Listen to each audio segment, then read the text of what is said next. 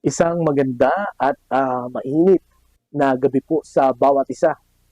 Salamat sa Diyos sapagkat patuloy tayong binibigyan ng proteksyon at kalakasan ng Panginoon para ma-endure po natin at ma-survive ang damang init na atin pong nararanasan dahil po sa El Nino.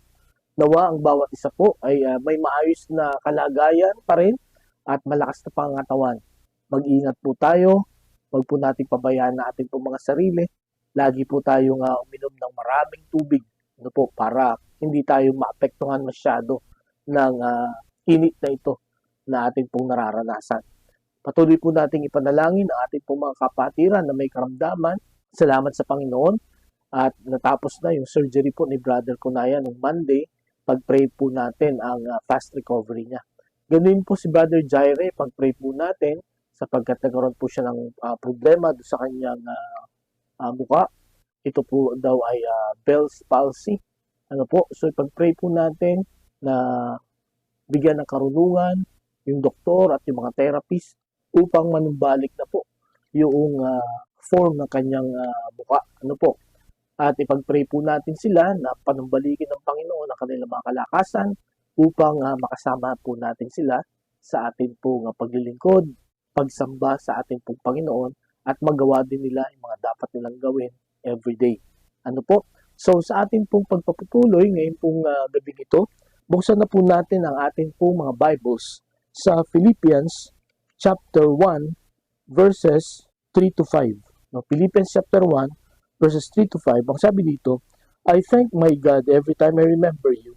In all my prayers for all of you, I always pray with joy because of your partnership in the gospel from the first day until now. Pagpalain po ng Panginoon ang pagkabasa ng kanyang salita, tayo po ay manalangin. Panginoon, salamat po sa inyo pong pag-iingat at pagbibigyan ng lakas sa amin sa kabila po nga ng napakatinding init namin pong nararanasan. Lord, I pray na patuloy na protektahan mo kami at patuloy na ma-survive namin ito. Nawa sa mga susunod na araw, lalo na pagpasok ng June, ay magtag-ulan na para bumaba na rin po yung temperatura. Ito pong May, ayon po sa mga eksperto, ito ay iinit pa. Kaya Panginoon, tulungan mo kami na matagalan po ang panahong ito. Lord, sa aming pag-aaral ngayong gabi, tulungan mo kami na maintindihan ito at makita namin ang relevance ito sa aming pong buhay. Salamat po. Ito'y dalangin natin sa pangalan ni Jesus. Amen. Meron po akong babasahin na 3 quotations sa inyo at inyo pong obserbahan kung ano po ang mensahe ng mga quotations na ito. Ang una po, ito po ay sinabi ni Steve Jobs. Sabi niya, great things in business are never done by one person. They're done by a team of people. Okay, yan po ang una.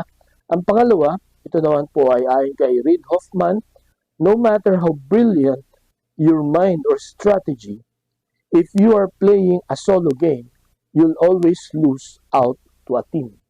Okay? And then ang panghuli, alone we can do so little, together we can do so much. Ayon po kay Helen Keller. So, maobserbahan nyo mga mensahe ng mga quotations na ito, ano po ang ating makikita. Pinapaalam po nito na ang tagumpay ay hindi makakamit kung mag-isa lang tayo. Makakamit natin ang tagumpay kung tayo po ay may kasama. Di po ba?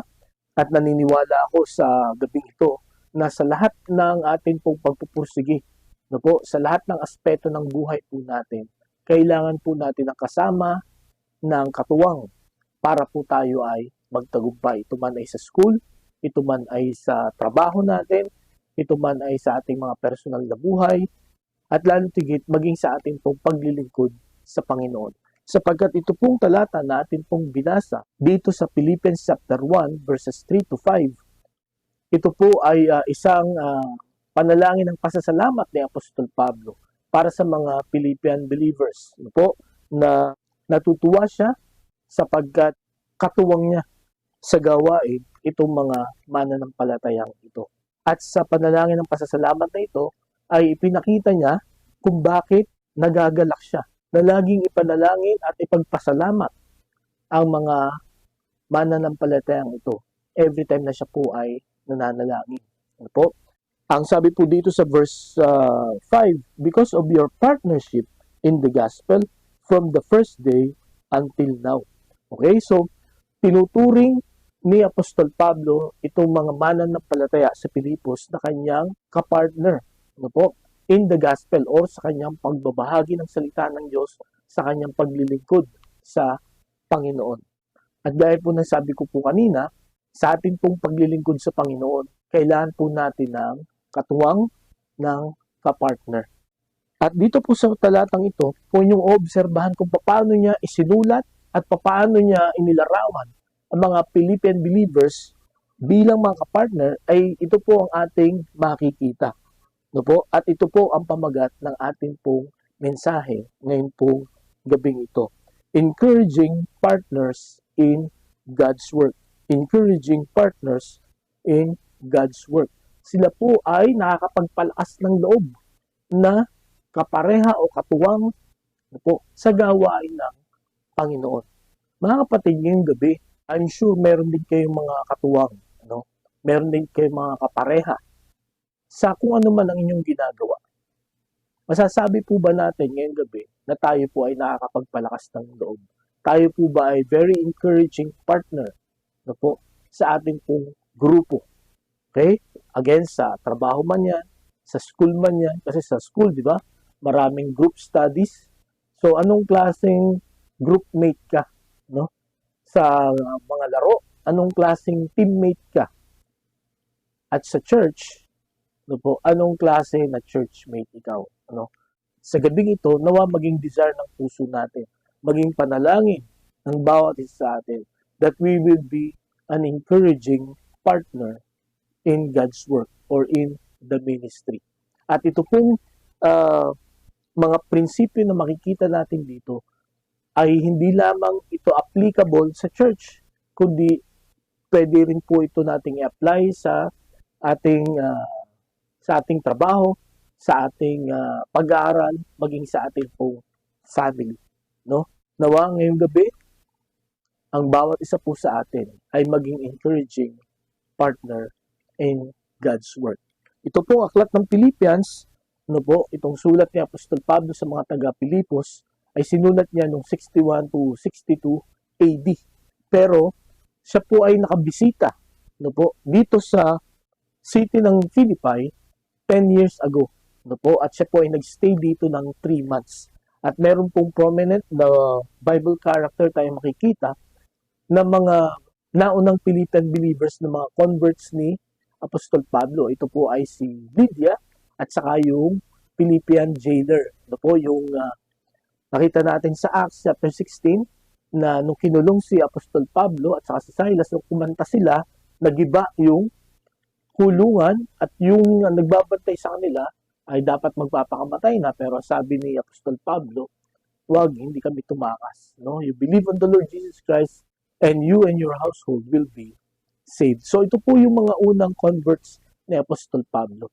And then after 3 months nga ng pag-stay, siya po ay umalis na at nagpunta na sa ibang mga lugar para ibahagi ang salita ng Panginoon. At sa puntong ito, gaya ng sinabi ko po last week, no, na nung sinulat niya ang sulat na ito, siya po ay nasa kulungan, no? Ito po ay kasama sa tinatawag na prison epistles, no? Ang una yung Ephesians, then itong Philippians, Colossians at saka yung Philemon. Pero ang kakaiba po sa aklat ng Philippians ay sinulat niya ito hindi dahil sa may problema ang church, no po? Hindi dahil sa may crisis, may false teaching na kumakalat, kundi ito po ay pagpapasalamat ni Apostol Pablo sa support at sa partnership na binibigay sa kanya ng Philippian believers since 10 years ago. Okay? Ito pong mga mananampalataya sa Pilipos ay laging nagbibigay ng support sa kanya. At sa gabing ito, titingnan natin yung 4 na paraan para maging encouraging partners tayo in God's work. Katulad ng mga Philippian believers, katulad din ni Apostol Pablo, no, sa mga Philippian believers. Kumbaga, kung tayo ay kapartner nila, sila ay kapartner din. Kumbaga sa church, kung kapartner natin sila, tayo ay kapartner din nila. So itong apat na paraan para tayo po ay maging encouraging partner, ayon po sa panalangin ng pasasalamat ni Apostol Pablo, ay makikita natin ito. No? At nawa sa biyaya ng Diyos, no po, yun nga, sana ay ang mga qualities na ito ay atin din pong maisagawa sa buhay natin. Okay? So makita po natin dito, no, paano ba maging encouraging partner in God's work. No po? Meron pong apat na paraan. At ito po ang makikita natin sa mga Philippian believers at maging kay Apostol Pablo. No, kung ito ang ninanais din natin pong puso, ang una na dapat na paraan para tayo maging encouraging partner ay we need to be prayerful. No, kailangan po nating maging mapanalanginin. Ano po? At kung babasahin po natin itong mga talatang ito na sinabi ni Apostol Pablo, no, makikita po natin, no, na ito po ay isang panalangin ng pasasalamat. At ang sabi niya nga, I thank my God every time I remember you in all my prayers for all of you. I always pray with joy. No? Siya ay laging nananalangin na may kagalakan. And I'm sure, ito rin po mga Philippian believers, they also pray for him and they pray for him with joy also. No? May kagalakan din sila sa kanilang pananalangin kay Apostol Pablo. Napakahalaga po ng panalangin kung gusto po nating patuloy na maglingkod sa ating pong Panginoon. Kung gusto po nating maabot ang ating mga pangarap, kung gusto po nating magtagumpay sa buhay na ito, napakahalaga ng panalangin sapagkat ang Diyos po ang nagbibigay sa atin ng direksyon, nagbibigay sa atin ng kalakasan, po, nag-iiwas sa atin sa tsak na kapahamakan. At yun po ay mangyayari kung tayo po ay laging nananalangin, tayo po ay laging tumatawag sa ating pong Panginoon. At yan po ang ginagawa ni Apostol Pablo at ng mga Philippian believers. They are prayerful. They always pray. No? Ayon po sa Ephesians chapter 6 verse 18, and pray in the Spirit on all occasion with all kinds of prayers and requests. With this in mind, be alert and always keep on praying for all the saints.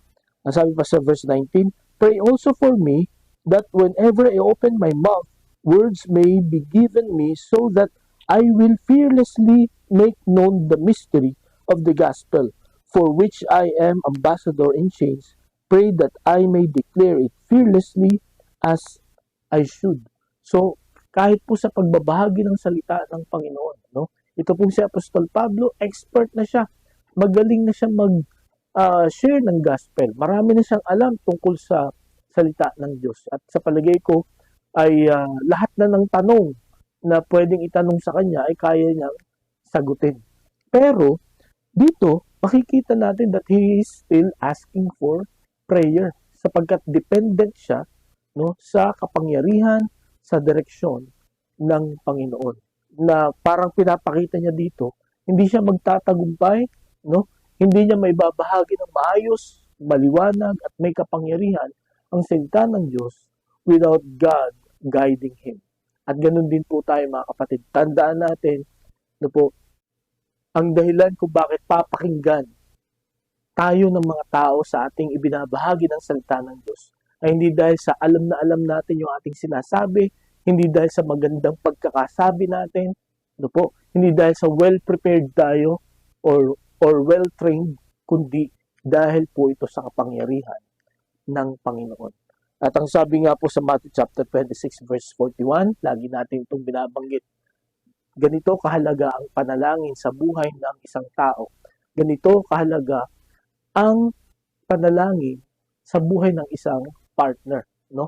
So if you are a partner in the ministry, no po, kailangan maging prayerful tayo sapagkat ang sabi ng Matthew chapter 26 verse 41, no po, watch and pray so that you will not enter into temptation.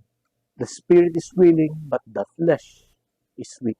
Para hindi po tayo magkasala, ang panalangin po ang magbibigay sa atin ng kakayahan ng kapangyarihan, kalakasan para umiwas sa kasalanan. Kaya kung tayo po ay partner sa ministry pero tinatamad tayong manalangin or ayaw nating mag-pray or lagi nating nalilimutang manalangin, hindi po tayo magiging encouraging partner. No? Baka tayo ay maging problema. No po? Sa halip na tayo po ay source ng solusyon, tayo po ay maging source ng problema. Pero again, may paraan, no po, para tayo maging source ng solution. May paraan para po tayo maging encouraging partner sa gawain ng Panginoon. Ito po ay being prayerful. We need to be prayerful. Mga kapatid, ngayong gabi, pinapanalangin po ba natin ang gawain ng Panginoon? At sa atin pong paglilingkod, no? Kahit na yan ay simple lang, pinagpe-pray po ba natin? No? Natulungan tayo ng Panginoon, gabayan tayo ng Panginoon. Kahit na tayo po ay well-prepared, no, well-trained, kailangan po nating ipanalangin yan. At yan po ang ginawa ni Apostol Pablo, yan ang ginawa ng mga Philippian believers. At nawa sa biyaya ng Panginoon, yan din po ang gawin natin. No?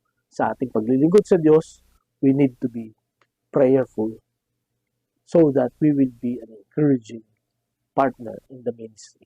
So, yun po ang una. Ang pangalawa, be faithful. No? Hindi lamang be prayerful, but be faithful. Magtapat po tayo. Manatili po tayo. Ang sabi po dito ni Apostol Pablo sa verse 5, because of your partnership in the gospel from the first day until now. As I've said, na-meet niya ang mga Philippian believers na ito. No? Nagpunta po siya sa city of Philippi 10 years ago. Okay, so about 50 AD. Ito po ay 61 to 62 AD na. Ano po? Nag-stay siya doon ng 3 months, no? Nag-share ng gospel at yun nga po, na-save yung mga tao na nanguna, no po, sa gawain ng Panginoon, na naging partners niya since day 1 hanggang sa oras na ito. At napakahalaga ng faithfulness na ito na binabanggit ni Apostol Pablo sapagkat during that time, no, wala pang problema, no, siyang nakasalamuha. Pero dito, no, siya po ay nakulong, no, dahil sa kanyang pangangaral ng salita ng Diyos. At siya'y nagpapasalamat na sa kabila na siya'y nakulong, tuloy pa rin ang support, no? Tuloy pa rin ang encouragement, tuloy pa rin ang pananalangin ng mga Philippian believers kay Apostol Pablo, no? Sabi nga nila, ang katapatan ay hindi mo makikita, no? Pagka masaya, maganda ang nangyayari sa buhay mo. Makikita mo yung mga tapat na tao sa buhay mo pagka ikaw ay nasa pagsubok, pagka ikaw ay nahihirapan na, no? At si Apostol Pablo, no, siguro ang pinakamahirap sa naging sitwasyon niya ay yung siya ay nakulong. At sa panahon natin ngayon at parahil sa panahon noon, ayaw natin ma-identify sa isang bilanggo, no? Kahit na hindi pa napatunayan na nagkasala. Di po ba? Pero itong mga Philippian believers, kahit na ano ang mangyari kay Apostol Pablo, kahit saan na siya makarating, no? Nandun pa rin ang kanyang support, no? Kanilang support kay Apostol Pablo. Tapat pa rin sila. Mga kapatid, ngayong gabi, if we want to be an encouraging partner in God's ministry, we need to be faithful. Kailangan po tayong maging tapat. Ang ibig pong sabihin, hindi lamang pagka marami ang umaattend, maganda ang sitwasyon sa church, ano po, kundi lalo na pagka yung kakaunti lang tayo, o kaya ay marami tayong mga pangailangan, dumadaan ng marami sa atin sa pagsubok, doon po malalaman at masusukat kung gaano po tayo katapat. Ano po? And you know what? The reason why Apostle Paul, no, is praying for them with joy because they are faithful. Okay? Kaya sila encouraging partners because they are faithful. They remain. No? At yan po ang gusto ng Panginoon sa bawat sa atin. Magtapat po tayo sa gawain niya. Mahirap man o hindi. At sabihin ko po sa inyo, no, hindi madali ang maglingkod sa Panginoon. Marami ang against, no? At lalo tigit ang dyablo, ayaw niya na tayo po ay magtapat. Kaya gagawa po siya ng iba-ibang paraan to distract us. No po? To disturb us. And the worst ay for us to quit. Diba? Pero ito pong panalangin ng pasasalamat ni Apostol Pablo ay nagpapakita at nagtuturo sa atin na itong mga Philippian believers na ito, they remain faithful. No? Kaya they are very encouraging partner. Ngayong gabi mga kapatid, if you want to be an encouraging partner, we need to be prayerful and we need to be faithful. Ano po? So, kumusta po tayo sa gawain ng Panginoon? No? Dumadaan na po ba tayo sa pagsubok? Dumadaan na po ba tayo sa kagipitan at kahirapan? No? Tapat pa rin po ba tayo sa kabila noon? Mga kapatid, sa bawat isa ay manatili po tayong tapat sa kahit anumang sitwasyon ng ating pong gawain, ng ating pong paglilingkod sa ating pong Panginoon. Okay?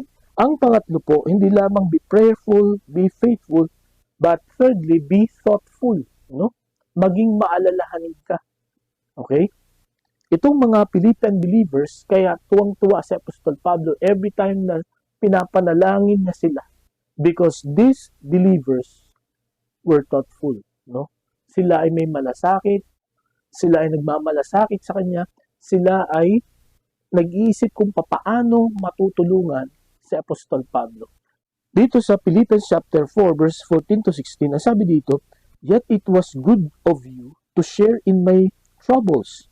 Moreover, as you Philippians know, in the early days of your acquaintance with the gospel, when I set out from Macedonia, not one church shared with me in the matter of giving and receiving, except you only." Okay? So, yun po ang sabi ni Apostol Pablo. And then sabi sa verse 16, "For even when I was in Thessalonica, you sent me aid again and again when I was in need." Okay? Dun sa kanyang ministry, pagpunta niya sa Macedonia, walang nagbibigay ng support sa kanya. No? Sa mga churches doon na pinuntahan niya, walang nagbigay ng support except the Philippian church. At kahit sa Thessalonica, nung nasa Thessalonica na siya, nung nandun na siya sa Greece, no? Sila ay nagpapadala pa rin ng tulong again and again and again. No? These Philippian believers were thoughtful. No? Talagang sila nagmamalasakit, talagang iniisip nila kung paano matutulungan ang gawain. They are willing to give their resources. No? They're willing to sacrifice their resources, no? Their time, their strength, no? Para lamang ma-encourage si Apostol Pablo na magpatuloy sa gawain ng Panginoon. Mga kapatid, ngayong gabi, ano ang mga sakripisyo na ginagawa po natin para ma-encourage ang ating mga partners, no, sa gawain ng Panginoon, ang ating pong mga manggagawa, ang ating pong mga kapatiran, no? Paano natin sila ini-encourage? Okay? Marami pong needs ang church, no? Marami pong kailangang matugunan para magpatuloy po ang gawain ng Panginoon. At ito po ay itinuro ni Apostol Pablo hindi dahil sa naghihirap na ang langit, no? Kundi ang dahilan kung bakit niya ibinahagi ang mga bagay na ito ay dahil sa pamagitan nito matatanggap natin ang pagpapala ng Panginoon. Kaya nga sabi niya sa Philippians chapter 4 verse 19, ang context po ng talatang ito, kaya sinabi ito ni Apostol Pablo dahil nga sa mga sacrifices, no, lalo na sa mga resources, no, ng mga Philippian believers. Kumbaga, sa kanilang pag-sacrifice ng marahil finances, no, or iba pang mga goods na kailangan ni Apostol Pablo, marahil ay yun nga, nababawasan yung budget, no? Naiiba yung kanilang budget, no? Pero sabi ni Apostol Pablo sa verse 19, "And my God will meet all your needs according to His glorious riches in Christ Jesus." Sabi niya, huwag kayong mag-alala kung mabawasan ninyo yung budget dahil sa pagtulong niyo sa gawain ng Panginoon, sapagkat ang Panginoon ipagkakaloob niya ang inyong mga pangangailangan Hindi kayo malulugi at hindi kayo magsisisi na tinulungan nyo ako, no? Naging thoughtful kayo, you provided my needs, no? You provided the needs of God's work. No? Pagpapalain kayo ng Panginoon. At makita natin na pagka ang Panginoon ang nagpala, no? Hindi yan based sa knowledge po natin, no? Hindi yan based sa ating pakaramdam, kundi based yan sa kayamanan ng Panginoon sa langit. Napakayaman ng ating pong Panginoon. Kaya ang pangatlo, for us to be an encouraging partner, we need to be thoughtful. Katulad po ng ginawa ng mga Philippian believers. No? They kept on helping. They kept on thinking on how they can help Apostle Paul para ma-encourage si Pablo na magpatuloy. At kahit na naandito nga sa kulungan, they kept on helping Apostle Paul para ma-encourage siya. Kaya ang panalangin ko po sa bawat isa sa atin, let us be thoughtful, let us be part, no? Let us help in providing the needs of the ministry of God. No, wag po tayong magdalawang isip, no? Wag po tayong matakot sapagkat pagpapalain tayo ng Panginoon pag ginawa po natin. Okay po? Ang panghuli at ang pang-apat, hindi lamang be prayerful, be faithful, be thankful. Para tayo po ay maging encouraging partner, we need to be thankful. No? Dapat tayo po ay mapagpasalamat. Si Apostol Pablo, kaya niya sinulat itong letter to the Philippian believers ay para magpasalamat sa tulong na laging binibigay ng mga mananampalatayang ito. Ito po minsan ang hirap na hirap tayong gawin, no? Magpasalamat sa nagbigay. Natutuwa tayo sa binigay, pero nalilimutan natin magpasalamat sa nagbigay. At ito po ang hindi kinakalimutan ni Apostol Pablo. No? He is always thankful, no? Lalo na sa mga Philippian believers. At ginagamit ng Panginoon ang mga Philippian believers na ito para i-provide ang mga needs ng kanyang mga manggagawa. Kaya gayon na lamang ang pasasalamat ni Apostol Pablo sa partnership, no? Sa pagtulong ng mga Philippian believers sa gawain niya. And I believe this evening, ang dahilan bakit natapos ni Apostol Pablo ang kanyang ministry, isa sa dahilan, because of the partnership. No?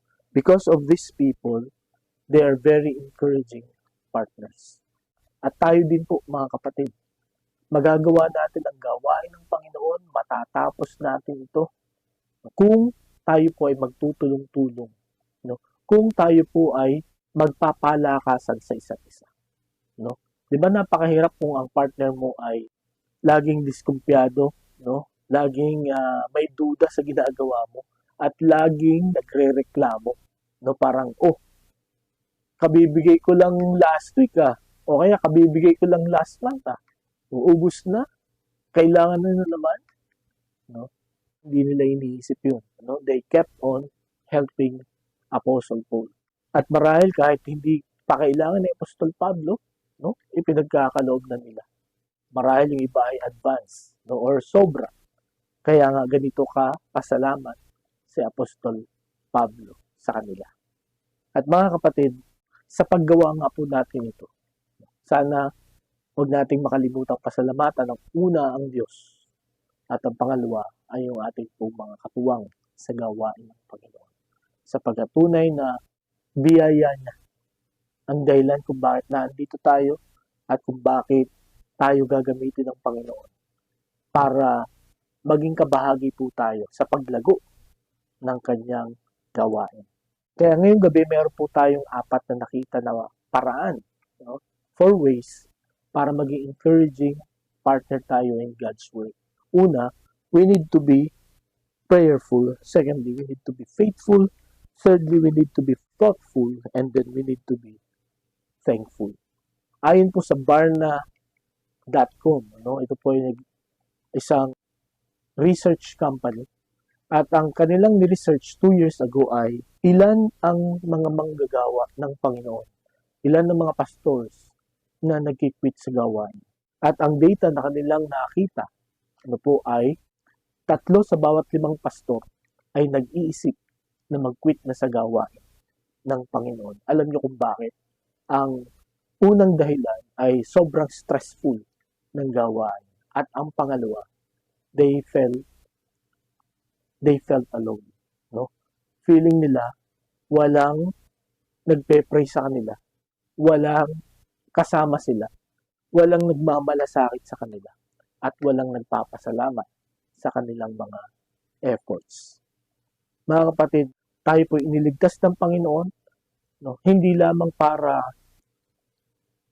bigyan tayo ng kasiguruhan na tayo po'y pupunta sa langit, kundi tayo po iniligtas din ng Panginoon at hindi pa niya tayo kinuha para po tayo ay maging source of encouragement sa bawat isa.